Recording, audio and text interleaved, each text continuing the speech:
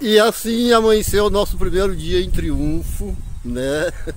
Agora tá um friozinho gostoso só, mas não tá tão gelado, tá só 17 graus, né? Um ventinho. Né? Agora são o que? São 5h30, né? O tempo tá fechado, né? Mas não tá com neblina. E vamos ver o que a gente consegue fazer. A meteorologia previu chuva para hoje, né? Eu não sei como é que são as chuvas aqui, se elas demoram, como é que é. Então vamos esperar mais um tempo, tá a hora do café. E vamos ver o que a gente consegue fazer aqui hoje.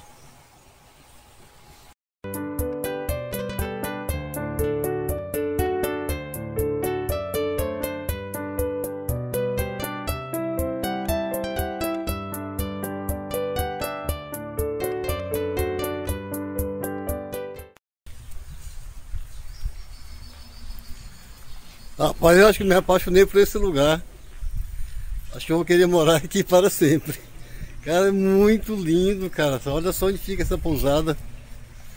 Dentro dessa mata. Tudo preservado. Muito, muito, muito legal. Olha só isso. Veja bem. Ó.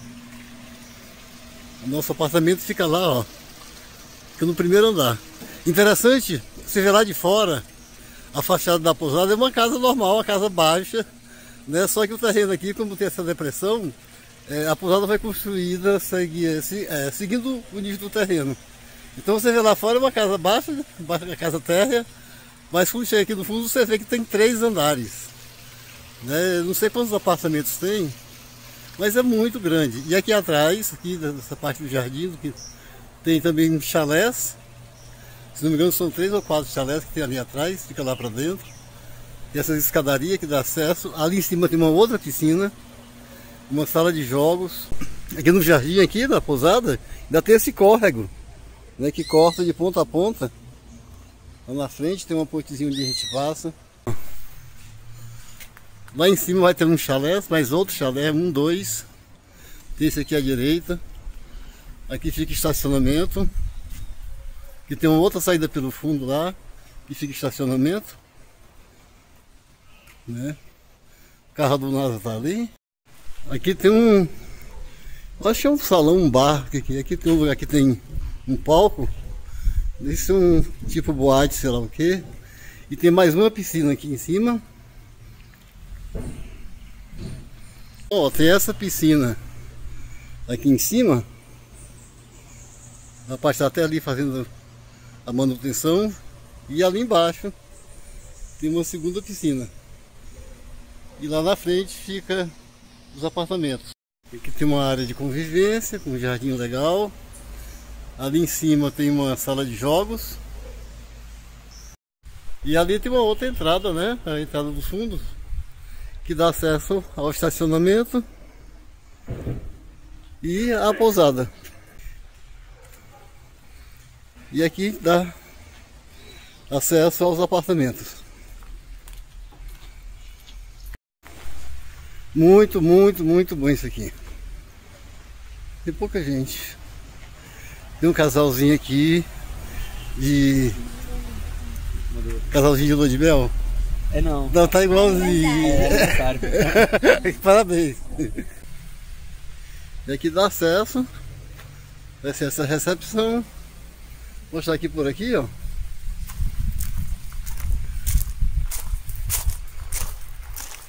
Meu apartamento fica no primeiro andar, aquele segundo de lá pra cá. Aí quando eu acordo de manhã, que abre a janela, tem essa maravilha na frente. Esse era o caso, era você?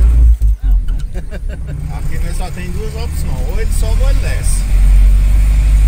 É que sobe um pouquinho rico. Aí à frente da igreja ali tem uma praça coberta que geralmente à noite tem o Mox Barra, o pessoal que quiser comer um bodinho assado, uma coisa. É muito bom lá. E a salta aqui é baixíssimo.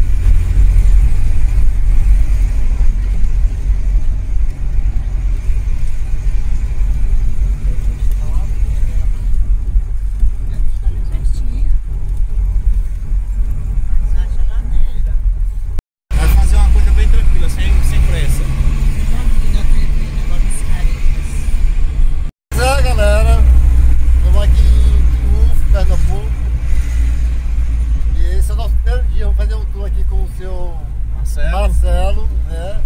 Que está nos levando, diz que vai mostrar uma maravilha. Por onde é que nós vamos mesmo, Marcelo? Agora a gente está seguindo para a Cachoeira do Pinga. Cachoeira do Pinga. Já ouvi falar, né? Vamos conhecer a Cachoeira do Pinga e depois ele vai nos mostrar mais alguma coisa aqui em Triunfo.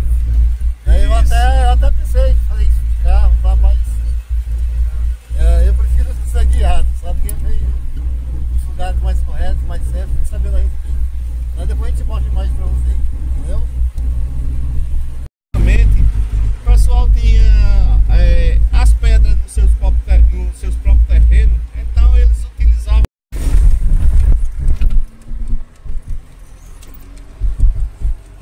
Aqui deve chover bastante também, né?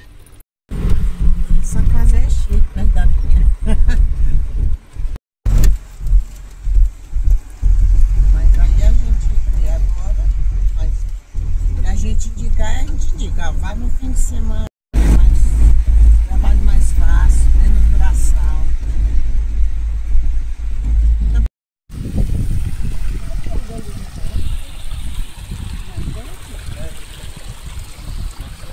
Vamos nós lá ver. Frente de costa. Eu tô dizendo, vamos agora ver a Cachoeira do Pinga. Ver se ela tá pingando. Ah, esse barulhinho é muito bom.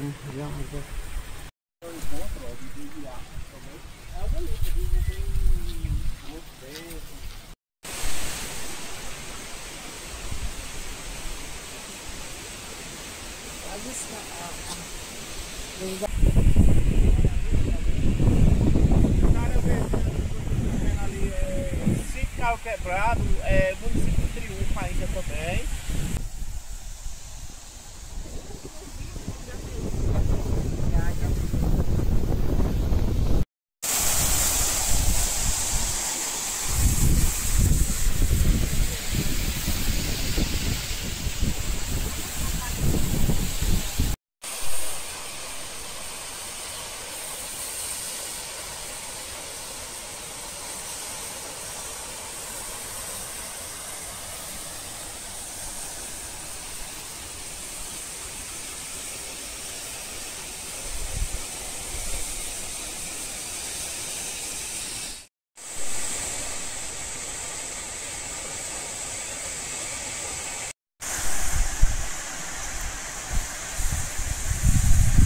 Cara, é bonito demais.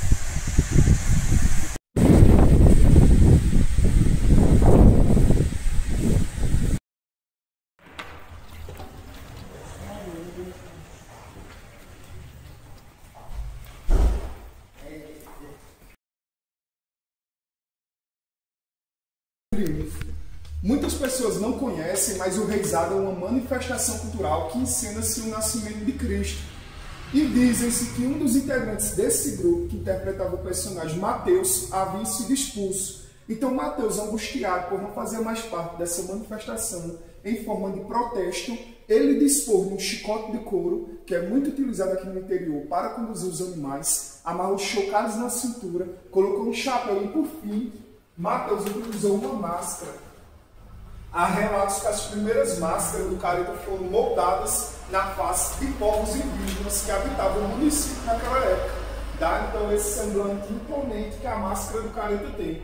E saiu assim, caracterizado pelas ruas, chamando a atenção de todos. E os jovens daquela época gostaram da ideia, dando vida ao personagem do carnaval, que a princípio era conhecido como os mascarados e posteriormente sendo nomeados de careta. Os caretas do Triunfo. Então veja, era um personagem, era um ator, na verdade, que interpretava o personagem Mateus no grupo de Reisado.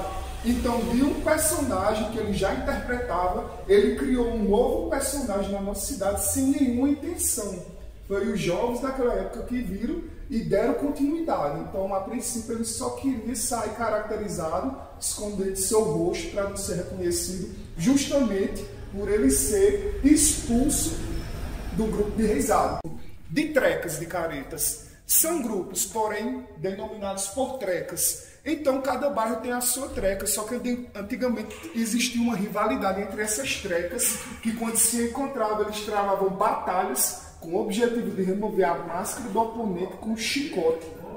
Hoje em dia não existe mais essa rivalidade e o Careta deixou de ser uma figura hostil para ser uma figura cultural. Então, nossa acervo é de 87 a 2005, só que eu falei para vocês que é uma figura centenária. Então o Careta surgiu bem antes, entre os anos de 1917 a 1919. Não se tem uma data específica. Nos anos 2000 foi permitida a participação de mulheres e crianças, pois logo no início, devido a essa agressividade, eles não permitiam que participassem. Então, eram só homens adultos que faziam parte da cultura do Careta. Agora eu peço que vocês se aproximem para conhecer os adereços do personagem. Exatamente. Que logo no início era utilizado um chicote de couro, como eu falei para vocês.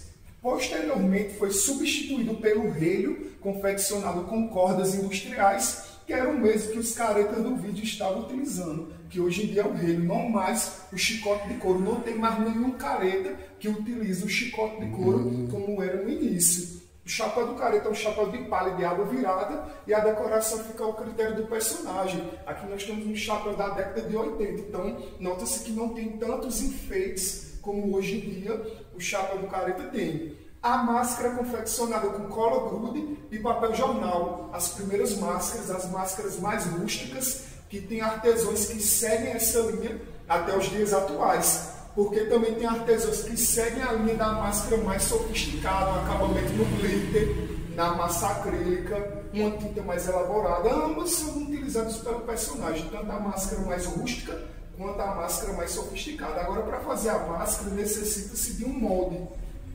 Então, os primeiros moldes da máscara do Careta eram que nem esse, talhados em madeira. Logo depois, eles foram substituídos pelo molde de gesso, mantendo o mesmo formato para não perder a originalidade das primeiras máscaras. Ao lado, nós temos as tabuletas e seus dizeres populares. O Careta ele não fala. Então, uma forma de comunicação é através das tabuletas, seja uma poesia, uma piada, uma mensagem de protesto. Isso também fica ao critério de cada personagem. Antigamente o Careta era muito machista, então tinha piadas que eram bastante agressivas. Hoje em dia não mais, ele leva consigo uma mensagem mais cultural. Ao lado nós temos a indumentária do Careta raiz. Antigamente era assim, eram as roupas que eles tinham em casa, independente de combinações. Tinha deles que utilizava até 3 peças de roupas, uma por cima da outra, com o objetivo de disfarçar sua estrutura física para não ser reconhecido pela população e também se protegerem na época da rivalidade. Quanto mais roupas utilizadas, quando estavam em confronto com seus oponentes, estariam mais protegidos. Aqui nós temos fitas de cetim. Antigamente não era de cetim, era fita de retalhos de tecidos que eles buscavam nas casas das costureiras e aí faziam as fitas. Muitos deles não tinham luvas para colocar na mão, para não ser reconhecido nem pela sua mão. Então eles utilizavam meias nas mãos para ocultar todo o seu corpo. Então veja, o objetivo maior era ocultar a sua identidade para não ser reconhecidos. Então, aqui é o prédio onde nós estamos. Aqui antigamente era o matadouro das carnes, antiga salgadeira.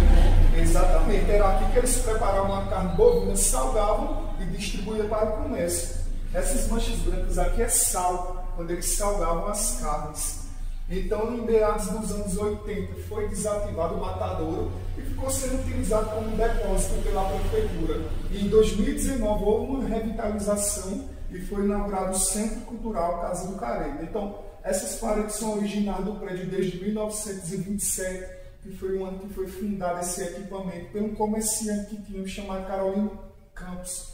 Carolino Campos foi o mesmo que fundou o Teatro e Cinema Guarani. E vindo junto com essa reforma de 2019, esse mezanino, que antes não tínhamos esse primeiro andar, o teto foi substituído. E aqui ao lado são paredes de salas internas, de exposições e oficinas da indumentária, que no momento estão sendo utilizadas pela Secretaria de Cultura e Turismo. Pelo período que o prédio está passando por reforma da Secretaria, eles estão utilizando as nossas salas de exposições pelo período determinado.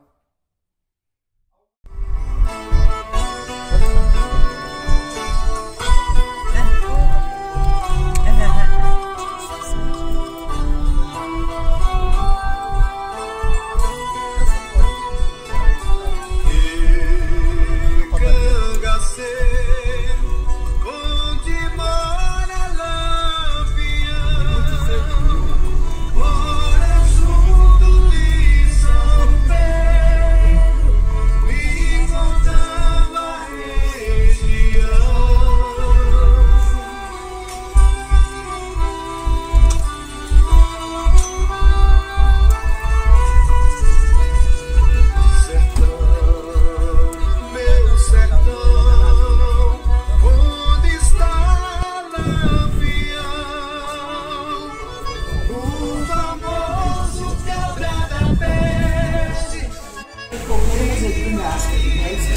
estava ali próximo à igreja matriz.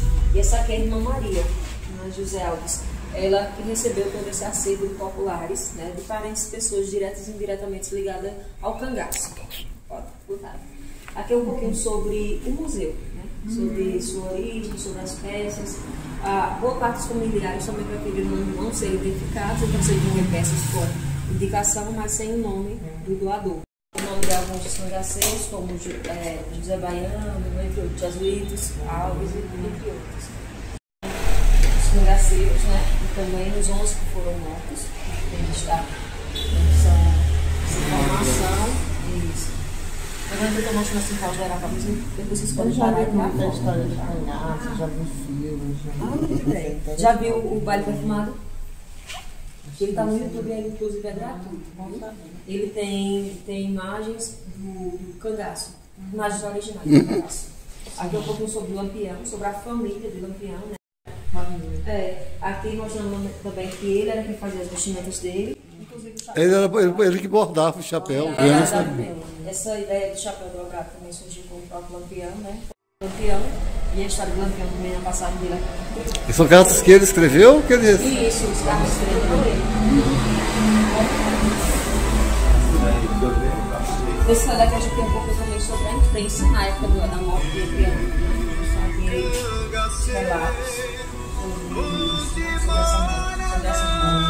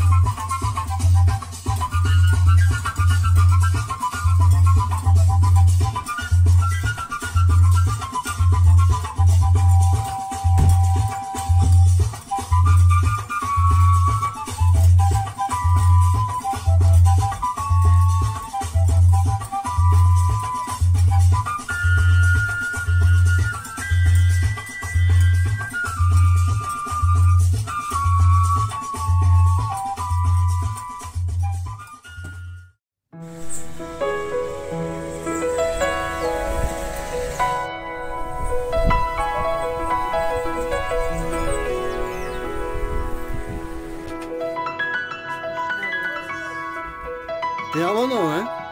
Nome, né? Caramba, velho, que eu gostei. Essa casa ela é um museu. Essa casa ela foi construída no ano de 1880. Uma das primeiras residências mesmo a ser construída na região. Ela é 4 anos mais antiga do que a cidade de Triunfo. Pois, na época da construção, né, Triunfo era uma vila ainda chamada Baixa Verde, pertencia à cidade de Flores.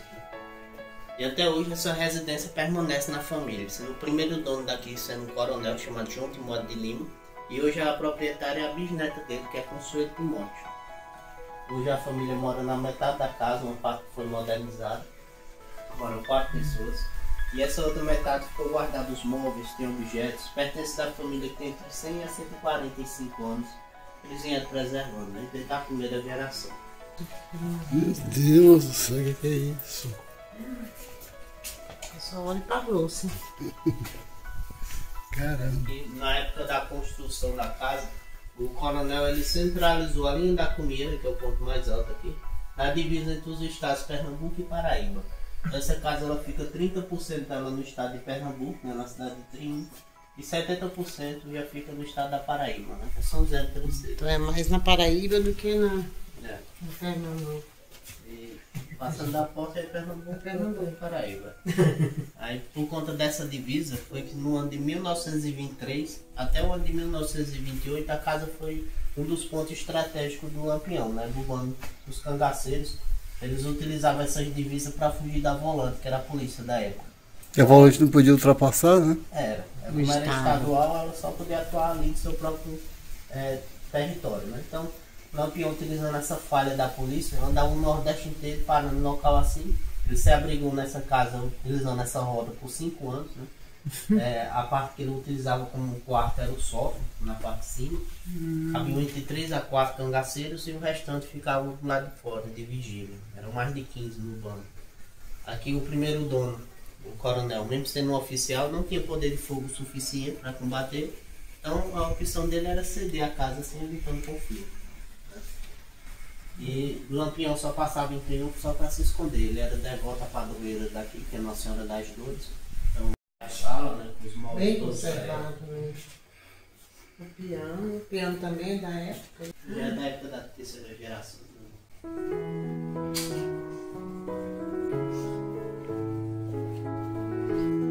A música é baixinha, né? Olha, igual aquela que a gente vê. É Bem baixo. baixinha. O lavatório ali, ó. Caramba. Por aqui que os cangaceiros subiam. Vai pro sótão, né? Até hoje tem camas antigas, algumas coisas. Aí conforme a volante que chegasse, ele pulava pro outro lado. Não. A penteadeira, você viu? Tem A penteadeira eu vi. legal da escada. Então, Quer dizer, as pessoas eram muito pequenas.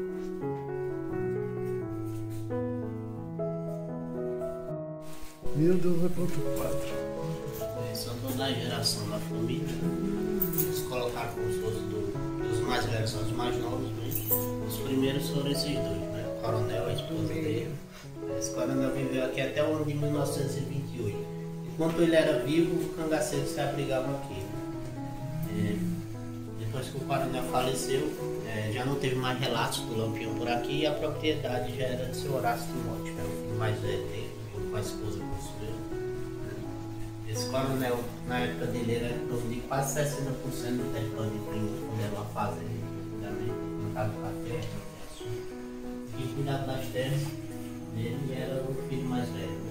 Eles que herdou a maioria das propriedades. Esses dois também eram filhos do coronel.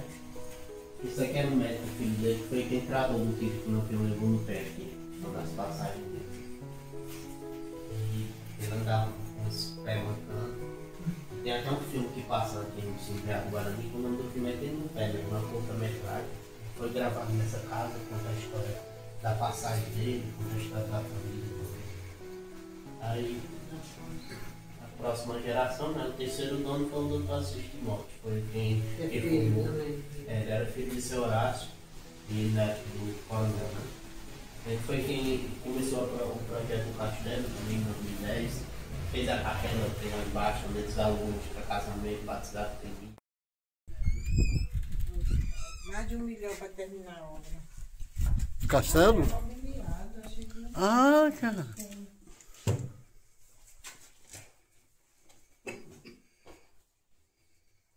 Mas agora, esse mobiliário aqui é só decorativo para agora, né? Nunca foi habitado, não foi? Não, quando ele faleceu, a gente não tinha nem o teto. Já tá. terminou só para guardar as coisas, usar para depósito. Né? E aqui elas colocam o currículozinho, que é feito aqui na cozinha. Castelo.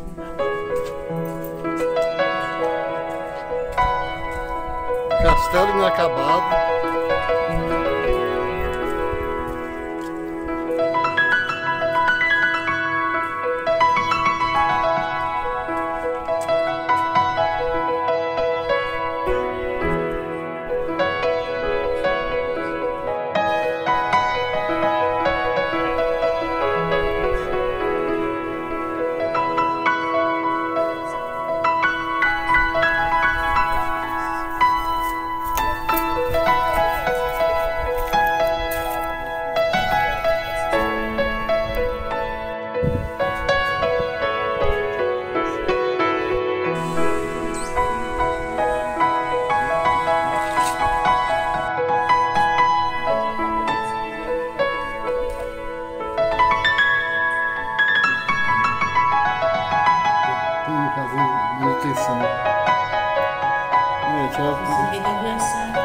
de ressaca.